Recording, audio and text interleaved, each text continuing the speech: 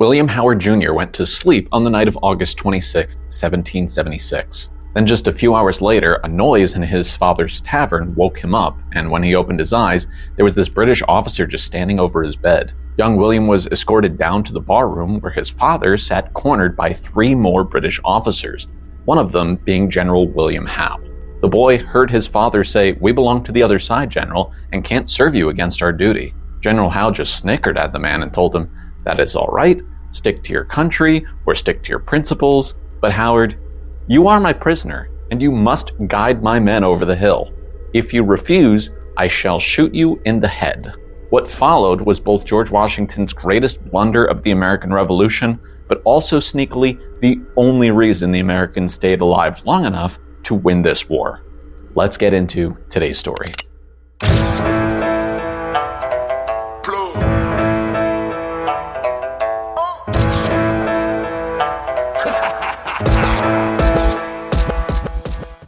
During the opening phases of the American Revolution, the British had sent military personnel to the Massachusetts colony. This was prior to the signing of the Declaration of Independence in 1776. The colonists began to fight back through a number of different incidents, and the official start of the war in the eyes of many of the history books was the 11-month-long siege of Boston. The British didn't have the manpower that they thought they did to get the war started, and so they retreated from the Massachusetts colony and escaped to Nova Scotia in Canada. While they were up there, the states were drafting the Declaration of Independence and preparing for a full-blown war. George Washington had been appointed the commander-in-chief, and he had some tough decisions coming. The biggest of all was predicting where the British might attack to try to weaken the states. Now, something to note about the British was their Royal Navy was the greatest in the world at that point in time. They could control waterways with these big warships, whereas the colonies, they didn't really have that luxury. They would have to build these forts along these waterways to combat these warships. And of all the great waterways that had been discovered in America up to that point, none seemed more important than the Hudson River. The Hudson River, which goes all the way up into the northern parts of New York, more or less would separate New England from the rest of the colonies, which would be detrimental to the colony supply lines. So in the eyes of George Washington, since the Hudson River spits out into the New York harbor, it would make the most sense if the British attacked New York City first. So on April 4th, 1776, George Washington left Boston and he headed for New York City. He arrived on April 13th. And during his time in New York, he would supervise the construction of a number of new forts, including Fort Sterling, Fort Putnam, Fort Box, Fort Greene, Fort Defiance, and Fort George. These would all point out at either the harbor or the East River. Fort Washington and Fort Constitution, which was later renamed Fort Lee, were stationed on the Hudson River in northern Manhattan and in New Jersey. Now, the Americans knew that realistically the British would likely take command of the waterways anyway, but the idea behind these forts was to inflict heavy casualties for the British side. However, there was another issue, and it had to do with Washington's troops. Washington had arrived in New York with 19,000 men, but their experience level was minuscule at best. This was the equivalent of, say, you were trying to start a tech company, and rather than hire a bunch of people with computer science degrees, you went to a middle school and recruited kids who were just sitting in the computer lab. Many of these people had never even fired a weapon before. These men were firing muskets in camp without orders, wasting precious gunpowder.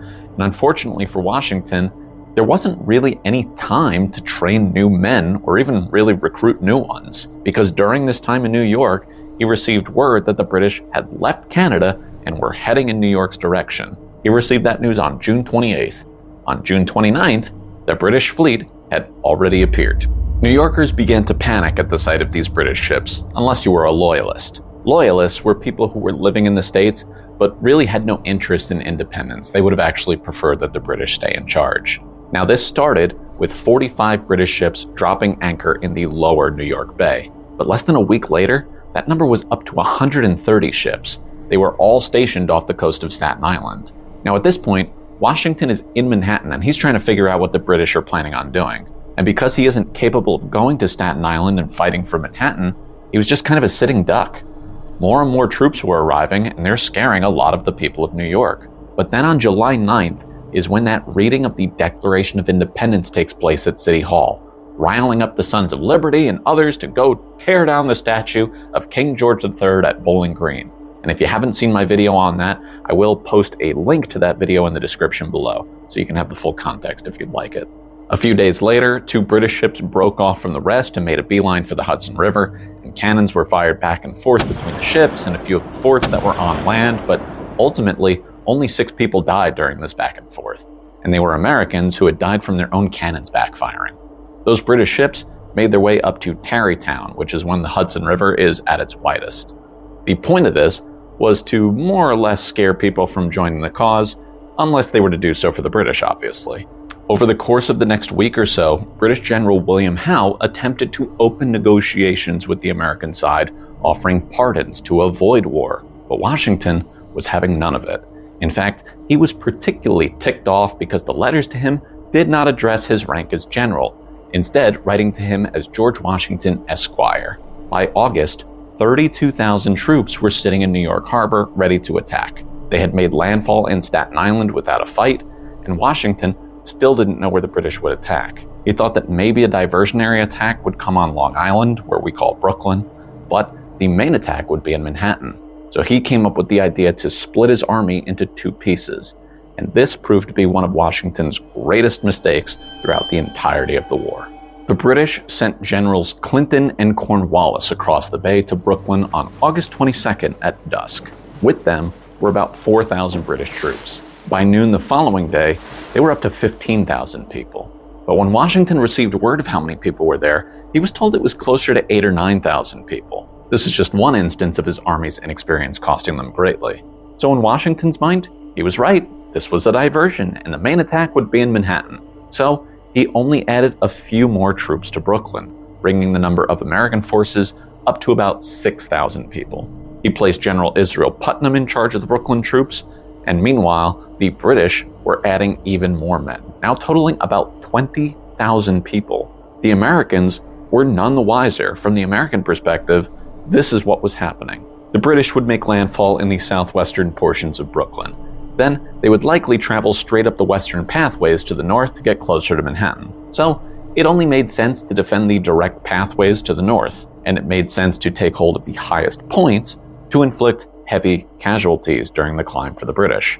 The Gowanus Road was the furthest to the west, so Putnam gave Lord Stirling approximately 500 men to defend that pass. He figured those men could distract whoever came long enough to force them to fall back until he figured out what step 2 was. The passages further east were the Flatbush and Bedford roads. This is where Putnam would station General John Sullivan with about 1,800 men. These 2 roads seemed much more likely to be the routes that British troops took. And for reference, these 3 roads would be situated where present-day Greenwood Cemetery and Prospect Park are located. The British waited in Brooklyn around the Flatbush area for their attack plan to come full circle. They rounded up loyalists to help their cause, and on the night of August 26th, the first shots of the Battle of Brooklyn took place. And this truly was a nighttime attack.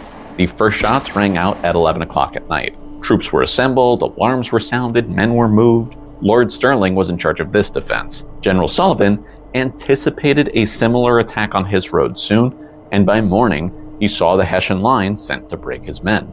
The 2 sides went bullet for bullet. The Americans thought they were doing a great job holding back the British. However, they were still under the impression that this was the main attack. It wasn't.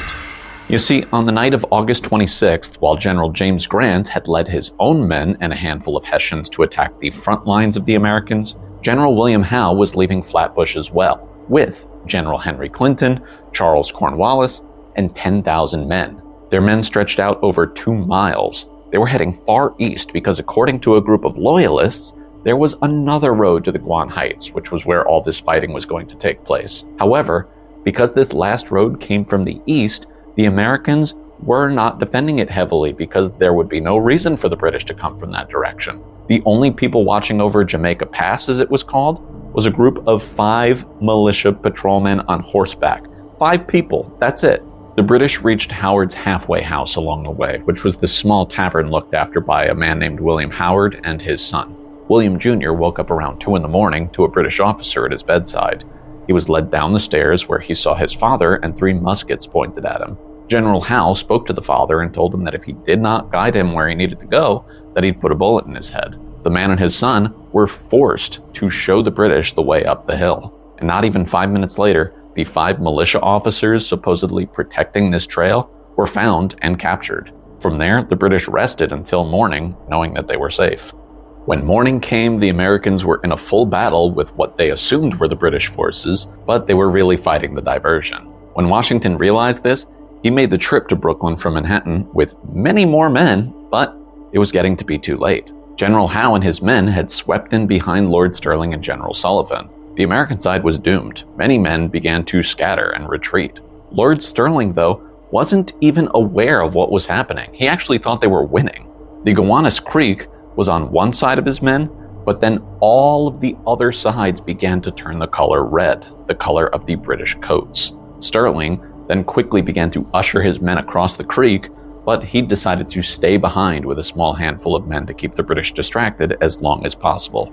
These men became known as the Maryland 400, although it was probably a little less than 300 men. They continued to fight off some 2,000 men. Fewer than a dozen of these men actually made it back to American lines. This all went down around what we now call the Old Stone House in Park Slope. Washington couldn't help but be in awe of the sheer bravery of Lord Stirling and his men. He likely watched all of this go down from a high point in Brooklyn Heights.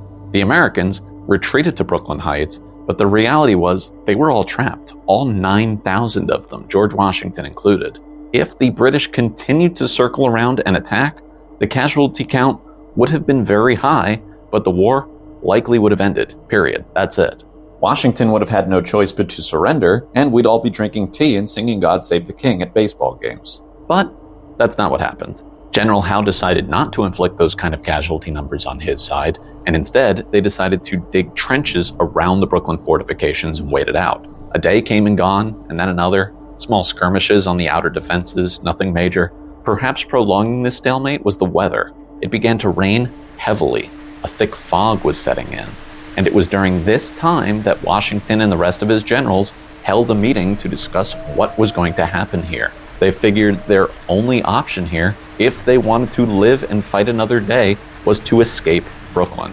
Washington was able to send a letter to General William Heath across the Harlem River to send him as many flat-bottom boats as he could without detection. And in this thick fog and heavy rain in the middle of the night, Washington evacuated every single one of his men across the East River. They left campfires burning to leave the impression that they were still there. They used rags on their oars in attempts to silence them as they ferried across the water. It took the entire night. The last boat arrived at 7 o'clock in the morning on August 30th. All 9,000 men had made it without a single loss of life. And when the British woke that morning, they were flabbergasted that Washington had managed to evacuate everyone without them noticing. This has been seen by many as one of Washington's greatest military accomplishments of his entire career, despite this huge loss in battle. The Americans lost at least 300 people in battle, then another 800 were injured, and over 1,000 were captured and put on prison ships where most would die from malnourishment, smallpox, or other health-related problems. General Howe, on the other hand, reported that 59 of his men were killed, 268 wounded, and another 31 missing. It's believed that the Maryland 400 were buried in a mass grave somewhere, but that exact location is still a mystery to this day. So that's going to do it, folks. The Battle of Brooklyn was the first major battle in the history of the United States, and now you know its details. There are several memorials dedicated to this battle and to those prisoners scattered throughout Brooklyn. I also wanted to take this time to apologize for my sporadic posting. The truth is, I have a lot on my plate these days, and I can't really dedicate as much time to this hobby of mine that I'd like to, so my posting schedule is going to kind of be all over the place. The best way to stay in touch with when I do in fact post new stories is to subscribe to the channel and hit the notification bell so you can be alerted when I do in fact post stories. I will try to post again soon, but I do want to make sure that I am delivering quality content for you, so I'm not going to just post videos for the sake of posting them. It's not easy dedicating all this time to writing these scripts, filming them, editing them. I am a one-man show over here, so feel free to stay fresh on New York City content by checking out other stories on my channel. And if you would like to support me directly, I have now included super likes, super stickers, and super chats to the page. So if you wanted to donate anything to the channel, you can do so as one of the options directly under this video. I think it's in the shape of a heart or something. It might be under the button with the 3 dots next to the share button. Can you tell I'm an amateur YouTuber? Anyway, until next time, whenever that is, deuces, kids.